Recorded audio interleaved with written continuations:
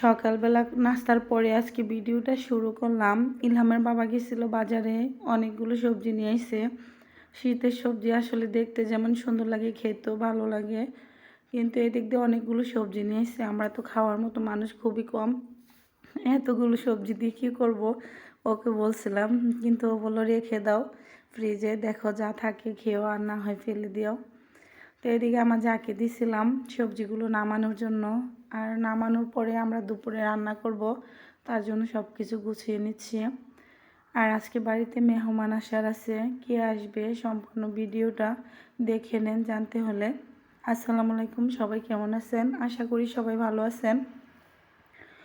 তো যাই হোক, এদিকে যাকে বলছিলাম, ও আমার ছোটো যা, ওকে নিয়ে আজকে আমার ফার্স্ট ভিডিও করা, মানে ওর সাথে ফার্স্ট কাটাকাটি করা। আরে তার আগে কখনো ওকে ভিডিওতে নেওয়া হয় নাই।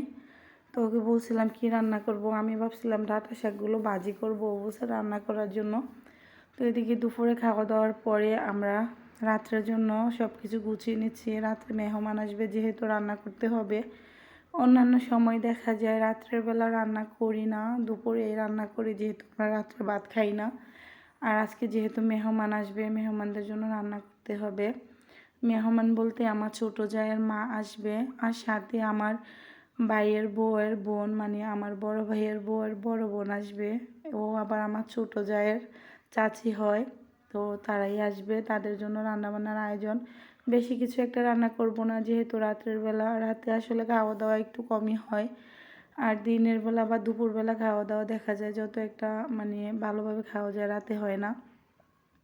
তো এদিকে আমি মোরগটা কেটে দিছিলাম, কেটে ধুয়ে পরিষ্কার করে দিছি। আর আমার যাকে দিছিলাম ভাজি করার জন্য, ও ভাজি করে নিচ্ছে। আমি গরুর মাংসগুলো কেটে নিছিলাম।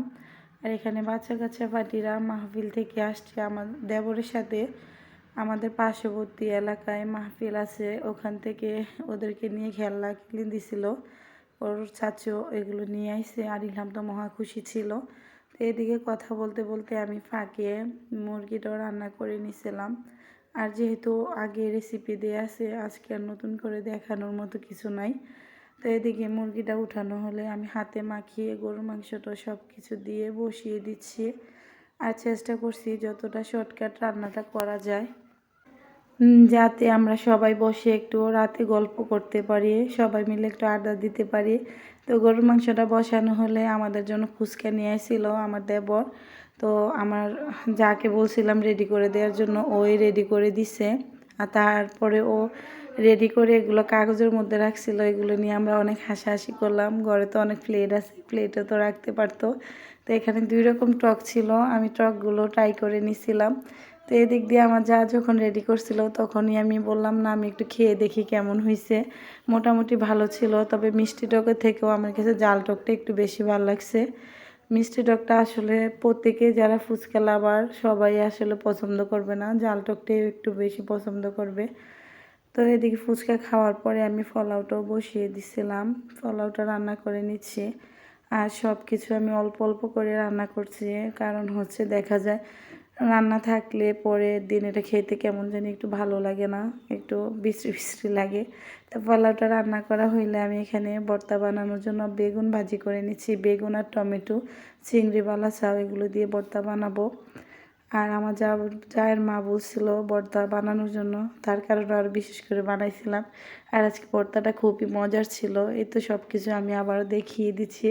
আর রান্নাবান্না শেষে আমরা সবাই খাবারটাও খেতে বসে গেছিলাম। তো এই ছিল আজকে দিনের ভিডিওটা। কেমন লাগলো অবশ্যই কমেন্টে জানাবেন। ভিডিওটা ভালো লাগলে একটা লাইক, কমেন্ট, একটা শেয়ার দিয়ে দিবেন। ধন্যবাদ সবাইকে।